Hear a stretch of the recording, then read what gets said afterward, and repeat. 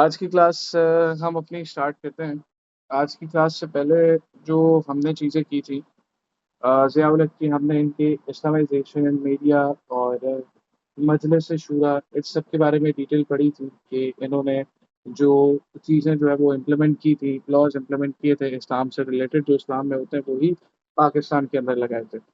अब बेटा हम बात करते हैं, इसके बाद आपके पास क्या होता है बेटा, इसके बाद आपके पास जो है वो आता है मदरसे सूरा के बाद जब हम पढ़ते हैं, वो पढ़ते हैं हम memorandum for restoration of democracy, right. Memorandum for restoration of democracy, जिसको हम कहते हैं बेटा MRD। इसमें हम थोड़ा सा बैकग्राउंड पढ़ेंगे। बैकग्राउंड में क्या है बेटा, बैकग्राउंड में ये है कि ज़िया-उल-हक ने क्या किया बेटा, ज़िया-उल-हक ने जो है वो अनाउंस किया 1983 के अंदर। ज़िया-उल-हक ने क्या किया बेटा, ज़िया-उल-हक ने अनाउंस किया 1983 के अंदर कि दैट 1985 के अंदर क्या होंगे, 1985 के अंदर जो है वो नेशनल और प्रोविंशियल इलेक्शन होंगे। क्या होंगे बेटा, नेशनल और प्रोविंशियल इलेक्शन होंगे। और ये इलेक्शंस आपको जैसे कि मैंने बताया कब होना है बेटा, ये इलेक्शन जो है वो 1985 में होने और हुए थे। और ये इलेक्शन जो थे बेटा, ये इलेक्शन क्या थे, ये इलेक्शन होने थे नॉन पार्टी बेसिस पे। नॉन पार्टी बेसिस पे मतलब कि इसमें कोई भी पॉलिटिकल पार्टी जो है वो अलाउड नहीं थी। इसमें क्या चीज़ बेटा, इसमें कोई भी जो है वो पॉलिटिकल पार्टी अलाउड नहीं थी। मतलब कि जो कैंडिडेट्स, जो भी लोग इलेक्शन में खड़े होंगे, वो किसी भी पॉलिटिकल पार्टी को रिप्रेजेंट नहीं करेंगे। जैसे कि बेटा वो कौन होंगे बेटा, वो आज़ाद उम्मीदवार होंगे। कौन होंगे बेटा, आज़ाद उम्मीदवार। उनका कोई भी किसी भी पार्टी से कनेक्शन नहीं होगा और वो कोई भी पार्टी का साइन यूज़ नहीं करेंगे और वो क्या करेंगे, वो आज़ाद खड़े होंगे। उनका कोई भी किसी भी पार्टी से मतलब कि वो किसी भी पार्टी को बेटा, वो किसी भी पार्टी को क्या नहीं कर रहे होंगे, किसी भी पार्टी को रिप्रेजेंट नहीं कर रहे होंगे, राइट। तो एमआरडी के हमने क्या पढ़ा, एमआरडी के अंदर हमने पढ़ा movement for restoration of democracy के अंदर हमने पढ़ा कि बेटा ज़िया ने अनाउंस किया 1983 में कि 85 में नेशनल और प्रोविंशियल इलेक्शंस होंगे। और ये इलेक्शन जो है वो हुए थे मार्च 1985 में। और ये इलेक्शन जो है वो फिर हुए थे 1985 में। इलेक्शन जो है वो नॉन पार्टी बेसिस पे थे कि कोई भी पॉलिटिकल पार्टी जो है वो अलाउड मतलब कि नहीं थी। मतलब सिंपल इसमें ये था कि जो भी कैंडिडेट्स इलेक्शन में खड़े होंगे, तो वो किसी भी पॉलिटिकल पार्टी को रिप्रेजेंट नहीं करेंगे। वो क्या नहीं करेंगे बेटा, वो किसी भी पॉलिटिकल पार्टी को जो है वो रिप्रेजेंट नहीं करेंगे। वो आज़ाद उम्मीदवार खड़े होंगे। वो किसी भी पार्टी का जो है वो साइन क्या नहीं करेंगे, वो किसी भी पार्टी का जो है वो साइन नहीं यूज़ करेंगे। ये बेसिकली इस वजह से किया गया था कि जो पॉलिटिकल पार्टीज़ जो ज़िया को अपोज़ कर रही थी, वो थोड़ी-सी क्या हो बेटा, वो वीक हो। अब हम बात करते हैं फॉर्मेशन ऑफ एमआरडी। ये एमआरडी में आपके पास लिखा क्या है कि मूवमेंट स्टार्ट की गई थी for the restoration of democracy. अब हम बात करते हैं फॉर्मेशन ऑफ एमआरडी की। बेटा फॉर्मेशन ऑफ एमआरडी क्या है, बेटा ये मूवमेंट जो है वो किस बात के लिए थी कि बेटा रिस्टोरेशन ऑफ क्या हो, डेमोक्रेसी। ये फॉर्म्ड हुई थी, ये मूवमेंट, ये एमआरडी जो है रिस्टोरेशन ऑफ डेमोक्रेसी जो है ये फॉर्म्ड हुई थी इन 1981, राइट।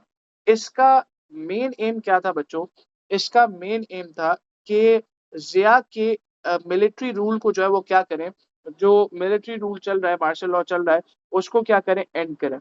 और ये जो एमआरडी था, आपका सवाल होगा कि सर ये जो रिस्टोरेशन ऑफ डेमोक्रेसी एमआरडी, ये एक मूवमेंट टाइप है, ये किसने बनाई थी? बेटा ये वो लोग थे, सारी पॉलिटिकल पार्टीज नहीं थी। वो पॉलिटिकल पार्टीज थी बच्चों कि जो ज़िया के रूल के अगेंस्ट थे। थोड़ी बहुत वो पार्टीज थी जो ज़िया के रूल के कौन थे बेटा, अगेंस्ट थे। बेटा ये मूवमेंट क्या करती है, ये मूवमेंट जो है वो डिमांड करती है कि रिस्टोर किया जाए डेमोक्रेसी को। मतलब कि डेमोक्रेटिक सिस्टम को वापसी लेकर आए। मतलब कि लोग जिसको इलेक्ट करें वो आकर रूल करे। और बोला ये गया कि रिस्टोर किया जाए 1973 की कॉन्स्टिट्यूशन को। किसको रिस्टोर किया जाए बेटा, 1973 की कॉन्स्टिट्यूशन को। और बेटा इस जो एमआरडी है, इस मूवमेंट को मेजर पॉलिटिकल पार्टीज ने जो है वो सपोर्ट किया था। स्पेशली किसने सपोर्ट किया था बेटा, पाकिस्तान पीपल्स पार्टी। ज़िया और पाकिस्तान पीपल्स पार्टी का जो है एक खतरनाक पंगा चल रहा था। फिर इसके बाद हम बात करते हैं कि Zia strategy control over power. क्या है बेटा, Zia strategy control over power, इसका मतलब क्या है कि ज़िया ने एक स्ट्रैटेजी अपनाई जिससे उसने क्या किया बेटा, जिससे उसकी पावर हमेशा रहे। क्या रहे बेटा? उसकी पावर हमेशा रहे। बेटा ज़िया ने क्या बोला? ज़िया ने बोला कि भाई इलेक्शन तो होंगे, लेकिन इलेक्शन जो है वो उसकी पावर को डिक्रीज नहीं करेंगे, उसकी पावर को कम नहीं करेंगे। और बोला कि ज़िया ने एक ऐसी स्ट्रैटेजी जो कि अभी हम पढ़ेंगे, उसने ऐसी स्ट्रैटेजी प्लान की आफ्टर इलेक्शन कि रियल अथॉरिटी या पावर जो है वो ज़िया के पास ही रहेगी। और उसने एक ऐसा पॉलिटिकल सिस्टम बनाया, डिजाइन किया कि जिसमें ये जो सिविलियन होंगे, सर सिविलियंस कौन होते हैं? बेटा ये जो पॉलिटिशियन वगैरह होंगे, ये क्या रहेंगे? ये वीक ही रहेंगे। मेन पावर किसके पास रहेगी? मेन पावर जो है वो ज़िया के पास रहेगी। मेन पावर किसके पास रहेगी? ज़िया के पास रहेगी। बेटा ज़ियाउल हक ने क्या किया? ज़ियाउल हक ने कुछ कॉन्स्टिट्यूशनल चेंजेस किए। क्या किए बेटा? कुछ कॉन्स्टिट्यूशनल चेंजेस किए। वो कॉन्स्टिट्यूशनल चेंजेस क्या थे बेटा? इंपॉर्टेंट कुछ अमेंडमेंट जो है वो इसने इंट्रोड्यूस किए थे कि जो ज़िया के कंट्रोल को क्या करे और पावरफुल करे। जैसे कि आर्टिकल 48 की अगर हम बात करें, ये क्या करता है? Article 48 it give legal protection to the president's decision. मतलब कि उसके डिसीजन जो भी होगा उसको जो है वो लीगली प्रोटेक्शन मिलेगी। और प्लस प्रेसिडेंट जो है वो कोई भी जो है वो क्या कर सकता है? एक्शन ले सकता है विदाउट बीइंग चैलेंज्ड इजीली। मतलब कि उसके पास फुल ऑन पावर है कि वो कोई भी एक्शन क्या कर सकता है? ले सकता है। अगर हम मार्शल लॉ के एक्शंस की बात करें कि जो उसका मिलिट्री रूल चल रहा था, उसने जो मिलिट्री रूल के अंदर डिफरेंट एक्शंस किए थे, तो बेटा होता क्या है कि सारे मिलिट्री एक्शंस जो लिए गए थे सिंस 1977, उनको डिक्लेयर किया गया कि भाई वो सारे लीगल है। ये क्या किया? जिया ने अपने लिए आसानियां पैदा की, पॉलिटिकल सिस्टम के अंदर चेंज लेकर आया। ऐसा चेंज लेकर आया कि जो ज्यादा से ज्यादा क्या करे, जो ज्यादा से ज्यादा जो है वो जियाउल हक को फायदा दे रहा है। जो कि क्या कर रहा है बेटा? ज्यादा से ज्यादा जियाउल हक को फायदा दे रहा है। इसका मतलब ये है कि भाई जियाउल हक के अगर इन फ्यूचर कोई पंगा होता है, तो कोई भी जिया का कोई भी एक्शन, जो भी एक्शन उसने लिए हैं, उसको कोर्ट के अंदर उस पर कोई केस वगैरह नहीं कर सकता। फिर बेटा जो जियाउल हक थे ना, उसका जो थोड़ा सा ख्वाब था ना, वो क्या था? प्रेसिडेंट का था। अब उसने क्या किया? प्रेसिडेंशियल अथॉरिटी के बारे में पढ़ेंगे कि उसने ऐसा क्या काम किया। बेटा उसने कहा कि no martial law decision could be overturn without approval. मतलब कि मार्शल लॉ को कोई भी जो है वो उसका जो डिसीजन है, वो कोई भी जो है वो क्या नहीं कर सकता? रिवर्स वगैरह नहीं कर सकता। राइट। और जियाउल हक ने क्या किया?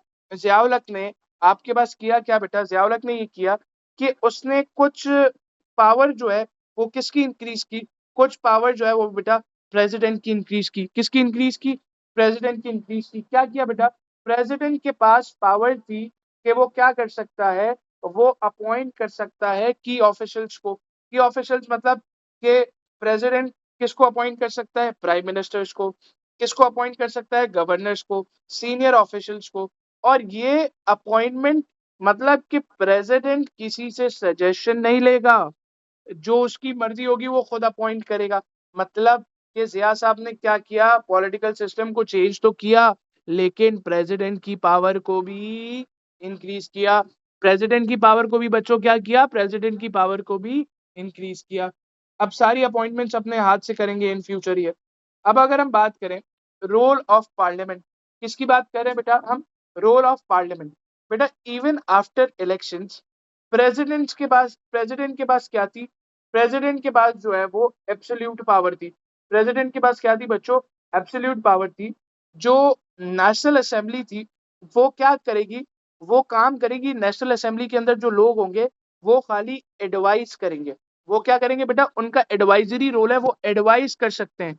और प्लस अगर उनकी कोई एडवाइस है, वो it could not effectively challenge the president. President के हाथ में जो होगा वो ही करेगा भाई। इसका ओवरऑल रिजल्ट की अगर हम बात करें, ओवरऑल रिजल्ट क्या था बच्चों? ओवरऑल रिजल्ट ये था, ये एमआरडी का। एमआरडी ने क्या किया? Created pressure. लेकिन जिया ने सारी की सारी कंट्रोल जो है वो अपने पास रखी। डेमोक्रेसी थोड़ी बहुत पार्शली रिस्टोर हुई थी but not fully. Real power किसके पास थी? प्रेसिडेंट के पास थी और मिलिट्री के पास थी। इज दैट क्लियर और नॉट? इसके बाद हम आगे बढ़ते हैं, हम बात करते हैं नेशनल रेफरेंडम की। किसकी बात करते हैं? नेशनल रेफरेंडम 1984 1 दिसंबर। इससे पहले बच्चों मुझे ये बताएं कि ऊपर जो हमने एमआरडी पढ़ा, इसमें कोई बच्चों कोई प्रॉब्लम है, कोई इशू है तो बताएं।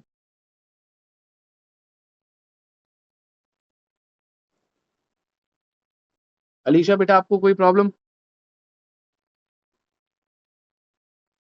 Varisha and okay. इसके बाद हम बात करते हैं नेशनल रेफरेंडम 1984 1 दिसंबर, राइट? 1 दिसंबर। इसमें नेशनल रेफरेंडम में क्या होता है बेटा? जियाउल क्या करते हैं भाई, लोगों से पूछते हैं कि भाई आप लोग चाहते हो कि मैं इस्लामाइजेशन को कंटिन्यू करूं मुल्क के अंदर? बोला कि अगर आप लोग ये चाहते हो, इफ यस, तो मैं क्या रहूंगा? मैं प्रेसिडेंट रहूंगा। क्या रहूंगा? He would stay as president for 5 years। बेटा इनको पता रिस्पॉन्स कैसा मिला? इनको रिस्पॉन्स मिला 97.7% yes voters votes, even though opposition ने इनको बायकॉट किया था, लेकिन 97.7% लोगों ने क्या किया? यस किया कि भाई हाँ, आप प्रेसिडेंट बने रहो, पाकिस्तान के अंदर इस्लामाइजेशन होनी चाहिए। चलो भाई, जियाउल क्या हो गए? और चौड़े में आ गए। होता क्या है बेटा, इलेक्शंस होते हैं 1985 के। क्या होते हैं स्टूडेंट्स? इलेक्शंस होते हैं 1985 के जो अनाउंस किए गए थे। बेटा होता क्या है कि आफ्टर जब इनको रेफरेंडम के बाद क्या होता है कि मतलब कि फुल चौड़े साहब हो जाते हैं जियाउल हक। तो जियाउल हक अनाउंस करते हैं जनरल इलेक्शंस कब बेटा? 1985 के अंदर अनाउंस करते हैं बेटा। 1985 के अंदर जिया क्या करते हैं बेटा? जिया ने, ये ऑब्वियसली इलेक्शन होना था नॉन पार्टी बेसिस पे, तो मतलब कि इस पे ऑल जो एडल्ट्स थे वो क्या कर सकते थे? वोट कर सकते थे। इलेक्शन जो क्या थे बेटा, नॉन पार्टी बेसिस थे। नॉन पार्टी बेसिस का ऊपर आपको बता दिए कि मतलब क्या होता है बेटा। बहुत सारी political parties were not allowed to participate officially, right बेटा? अब हम पढ़ेंगे कि ये इलेक्शन टाइमलाइन क्या थी इस इलेक्शन की। इस इलेक्शन की टाइमलाइन ये थी बेटा कि नेशनल असेंबली का इलेक्शन कब होगा? जनवरी 1985 में। और प्रोविंशियल असेंबली का डेडलाइन वो क्या था बेटा? फरवरी 1985 के अंदर, राइट? टाइमलाइन ऑफ इलेक्शन ये है। अब हम नेचर ऑफ इलेक्शन की बात करते हैं बेटा। ये जो इलेक्शन था, इसने क्या किया? इसने प्रोड्यूस किया एक वीक और ओबीडियंट असेंबली। मतलब कि वीक लोग पॉलिटिकल लीडर्स थे, राइट? पॉलिटिशियन सारे वीक थे, और वो लोग थे कि भाई जो जिया कहे वो उनकी मजबूरी थी मानना। बहुत सारे जो इलेक्टेड मेंबर्स थे बेटा, वो स्ट्रॉन्ग पॉलिटिकल लीडर्स नहीं थे, क्योंकि बेटा कोई पॉलिटिकल पार्टी पार्टी नहीं ले रही थी, तो मतलब स्ट्रॉन्ग लोग थे ही नहीं। पाकिस्तान पीपल्स पार्टी होल्ड ही नहीं कर पाई, डोमिनेट ही नहीं कर पाई, बिकॉज उन्होंने क्या किया था? इस इलेक्शन से बायकॉट किया था। बिकॉज जाहिर सी बात है ना, कोई पार्टी नहीं होगी, कोई पार्टी का साइन वगैरह नहीं होगा, तो पार्टी जो है वो क्या नहीं करेंगी बेटा? पार्ट नहीं लेंगी। अब जो फॉर्मेशन ऑफ गवर्नमेंट हुई थी बेटा, अब जाहिर सी बात है जो इलेक्टेड लोग थे, सिविलियन गवर्नमेंट, सिविलियन गवर्नमेंट मतलब कि जो इलेक्टेड लोग थे, अब जाहिर सी बात है वो गवर्नमेंट फॉर्म करेंगे आफ्टर द इलेक्शन। तो होता क्या है आपके पास? मोहम्मद खान जुनेजो जो है, after the 1985 election, Mohammad Khan Junejo जो है वो अपॉइंट हुए as in prime minister of Pakistan. और कैबिनेट मिनिस्टर जो है वो फुल लॉयल थे किसके साथ? जियाउल हक के साथ। ओवरऑल इस आउटकम क्या हुआ इस इलेक्शन का बेटा? इलेक्शन जो है वो क्या करता है? वो जियाउल हक के रूल को क्या करता है कि भाई जियाउल हक का रूल बिल्कुल बिल्कुल जो है वो पावरफुल रहेगा, और जो जियाउल हक चाहेगा वो ही होगा। पावर रिमेन किसके पास रहती है? जियाउल हक के पास। एंड डिस्पाइट बेटा आपके पास इलेक्टेड गवर्नमेंट हमारे पास है, लोग आए हैं, लेकिन फिर भी पॉलिटिकल सिस्टम को ऐसा चेंज किया गया कि सारी की सारी पावर किसके पास थी? जियाउल हक के पास। यहाँ तक कोई प्रॉब्लम स्टूडेंट्स?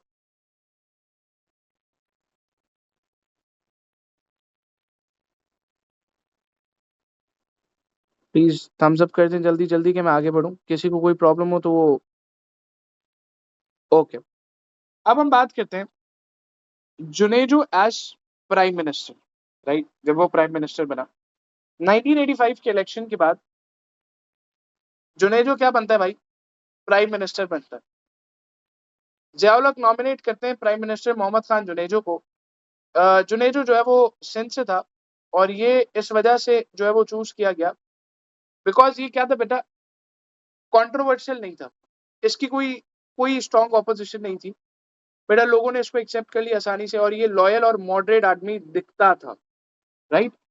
अब बेटा आपको पता है कि गवर्नमेंट बनेगी सिविलियंस की, फॉर्म्ड हुई under Junejo, Junejo prime minister था, उसी के अंडर फॉर्म होगी भाई। मोस्ट कैबिनेट मेंबर्स जो है वो लॉयल थे किसके साथ, जिया के साथ, कि भाई जिया को उन्होंने अपना सब कुछ बना लिया था। गवर्नमेंट ने क्या किया, वो काम किया, इन्फ्लुएंस किसका था बेटा, प्रेसिडेंट जियाउल हक का, सारी पावर किसके पास थी, जियाउल हक के पास। बेटा ज्वाइंट सेशन हुए, ज्वाइंट सेशन मतलब कि ज्वाइंट सेशन हुए बेटा पार्लियामेंट के, पार्लियामेंट मतलब कि आपके पास ज्वाइंट सेशन ऑफ पार्लियामेंट हुए, नेशनल और नेशनल असेंबली और सेनेट के हुए थे, राइट। और 23 मार्च 1985 के अंदर क्या होता है बेटा, आपके पास जियाउल हक क्या करते हैं बेटा, जियाउल हक ओथ लेते हैं as a president for the next 5 years। अब जाहिर सी बात है, जब वो ओथ लेंगे एज एन जो है वो प्रेसिडेंट ऑफ पाकिस्तान, तो आपके पास क्या होता है, एंड ऑफ मार्शल लॉ होता है, और आपके पास 30 दिसंबर 1985 martial law was lifted, Pakistan जो है वो रिटर्न करता है to a civilian constitutional system. लेकिन कहने की बात यह है कि ये सिविलियन कॉन्स्टिट्यूशनल सिस्टम वापसी आ जाता है, लेकिन जिया के पास अभी भी पूरी की पूरी पावर होती है। फिर उसके बाद क्या होता है बेटा, आपके पास 1973 की कॉन्स्टिट्यूशन, 1973 की कॉन्स्टिट्यूशन रिस्टोर की जाती है, बट द थिंग इज कि बेटा जिसके अंदर इट इंक्लूडेड अमेंडमेंट्स जो कि जियाउल हक ने की थी, वो क्या थी, जियाउल हक ने अपनी प्रेसिडेंट की पावर को क्या किया बच्चों, अपनी प्रेसिडेंट की पावर को इंक्रीज किया। ओवरऑल सिचुएशन क्या है बेटा, ओवरऑल सिचुएशन को देखें हम, जुनेजो, अब इस पूरा जो कंटेंट पढ़ा है इसका कंक्लूजन आपको बता देता हूँ। इन सेंस के जुनेजो जो है वो पीएम था, बट रियल पावर किसके पास रहती है, जियाउल हक के पास रहती है। जियाउल जिन्होंने जुनेजो ने जो है वो लेटर ट्राई भी किया था कि दैट वो इंडिपेंडेंटली एक्ट करे, लेकिन जब उसने थोड़ा सा काम करना शुरू किया आजादी के साथ, तो जो जिया साहब को तकलीफ हो गई, क्योंकि वो पावर किसकी चाहता था, अपनी चाहता था कि वो सबसे ऊपर रहे। यहाँ तक कोई प्रॉब्लम स्टूडेंट्स, कोई मसला, कोई भी इशू है तो बताएं आप लोग। ओके जी, इसके बाद हम बात करते हैं ओजड़ी कैंप। आपके पास ये क्या होता है, ओजड़ी कैंप डिजास्टर, राइट। अब हम बात करते हैं बेटा, ये जो ओजड़ी कैंप डिजास्टर होता है, ये कब होता है, ये होता है बेटा ऑन 10 अप्रैल 1988 में। बेटा ये होता है during the government of Mohammad Khan, Junejo और जियाउल हक। बेटा इसकी लोकेशन और नेचर क्या थी, मतलब इन सेंस ये किस तरीके क्या था और क्या हुआ था। बेटा ओजी कैंप पे एक आर्मी क्या था, जगह थी जहाँ पर जो है वो सारे वेपन्स वगैरह, बॉम्ब, मिसाइल्स वगैरह, ये सब को रिस्टोर किया जाता था। बेटा ये लोकेटेड कहाँ पर था बेटा, रावलपिंडी एंड इस्लामाबाद के बीच में। यहाँ पर हुआ क्या था वो तो देख लेते हैं। ऑन 10 अप्रैल 1988 में आपके पास जो ये ओजी कैंप होता है, यहाँ पर जहाँ पर वेपन को स्टोर किया जाता है, यहाँ पर बेटा एकदम से ब्लास्ट होता है। बेटा जब ब्लास्ट होगा तो ह्यूज नंबर ऑफ वेपन्स यहाँ पर स्टोर हुए थे, रॉकेट्स, मिसाइल्स, बॉम्ब्स, वो सब क्या हुए, उनको वो भी एक्टिव हो जाते हैं, उनको भी आग वगैरह लग जाती है। तो बेटा कुछ वेपन्स जो थे हमारे पास क्या दिए गए थे, उसमें से उस ओजरी कैंप के अंदर कुछ वेपन्स ऐसे थे कि जो यूएसए ने दिए थे अफगान मुजाहिदीन को, क्योंकि अफगान मुजाहिदीन जो है वो सोवियत यूनियन के अगेंस्ट क्या कर रहा था, फाइट कर रहा था। वो फॉर टेम्परेरी तौर पे क्या था, टेम्परेरी तौर पे उजरी कैंप पे रखे हुए थे कि दैट वो सप्लाई किए जाएंगे कहाँ पर बेटा, अफगानिस्तान। जब अफगानिस्तान सप्लाई किए जाएंगे वो सारे भी जो है वो, उन पे भी जो है वो क्या हो गया, उनका भी काम खराब हो गया। अब उसके बाद होता क्या है कि इम्पैक्ट क्या होता है कि बेटा आपके पास unexpected shower of weapons over the cities होता है पाकिस्तान की, जो ओजरी कैंप के करीब करीब जगहें होती है, वहां पर जाहिर सी बात है ये सब फटेगा तो उन पर तो इम्पैक्ट जाएगा। रॉकेट्स और मिसाइल जो है वो रेजिडेंशियल एरियाज में गए, और ये जो ब्लास्ट होता है ये बेटा क्या करता है, ये आपके पास एंटायर जो है वो एरिया को बिल्कुल बर्बाद कर देता है। और होता क्या है कि बेटा लॉस और डैमेज इस डिसास्टर की वजह से आपके पास ग्रेट पैनिक जो है वो अमंग पीपल होता है, और हैवी लॉस ऑफ जो है वो लाइव्स होता है, एंड सिवियर डैमेज जो है वो प्रॉपर्टीज को होता है। बेटा इसका आपके पास जो है वो इम्पोर्टेंस और रिजल्ट क्या होता है बेटा, कि it become one of the worst आपके पास डिसास्टर इन पाकिस्तान हिस्ट्री। और ये जो है वो रेस करता है सीरियस क्वेश्चन के सेफ्टी और गवर्नमेंट कंट्रोल का पाकिस्तान के अंदर। बेटा ये जो इंसिडेंट होता है, ये क्या करता है बेटा, ये वीकन करता है जुनेजो की गवर्नमेंट को पॉलिटिकली। अब जुनेजो की गवर्नमेंट जो है वो डिसॉल्व कैसे हुई, अब हम ये पढ़ लें कि जुनेजो की छुट्टी कैसे हुई। जुनेजो की छुट्टी कुछ इस तरीके से हुई, जुनेजो गवर्नमेंट डिसॉल्व, ये कुछ इस तरीके से होता है बेटा। After the Ojhri camp disaster, PM Mohammad Khan Junejo ने बेटा क्या किया, फॉर्म्ड एन इंक्वायरी कमेटी। उन्होंने बोला भाई मैं इन्वेस्टिगेट करूंगा इस इंसिडेंट को और सबमिट अ रिपोर्ट। बेटा इंक्वायरी रिपोर्ट फाइंड आउट क्या करती है बेटा, वो ये करती है कि वो जो ये इंसिडेंट था इसको जो है वो सीनियर ऑफिशियल्स जो थे उनको बोला कि भाई ये लोग, उनके ऊपर इल्जाम था कि भाई इस कॉन्फ्लिक्ट के अंदर ये लोग मुलविस है। वो कौन थे बेटा, वो आपके पास थे जनरल अख्तर अब्दुल रहमान, जो कि आईएसआई चीफ, और फिर उसके बाद हुमैद गुल, फॉर्मर आईएसआई चीफ। बेटा इस इन्वेस्टिगेशन के बाद क्या हुआ, जब ये पॉइंट आउट हुए ये लोग, तो जिया और आपके पास जुनेजो का क्या होता है, आपस में पंगा आ जाता है। जिया और जुनेजो का आपस में पंगा आ जाता है।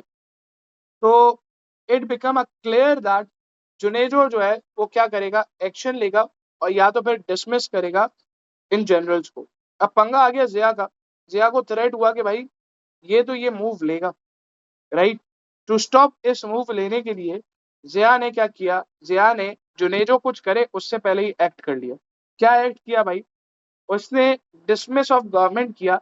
किसको यूज किया, एट अमेंडमेंट्स को। किसको यूज किया बेटा, एट अमेंडमेंट्स को। एट नहीं होगा, एट अमेंडमेंट्स को इसने यूज किया, राइट। एट अमेंडमेंट्स को इसने यूज किया ऑन 29 में फर्स्ट, सॉरी 29 में 1988 में जियाउल हक ने क्या किया, डिसमिस किया जुनेजो की गवर्नमेंट को, राइट।